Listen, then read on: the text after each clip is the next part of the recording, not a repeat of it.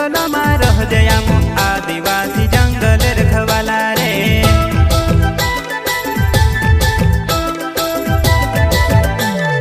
चल जंगल जमीन काजे पूजे रे आदिवासी दुनिया ने रखवाला रे।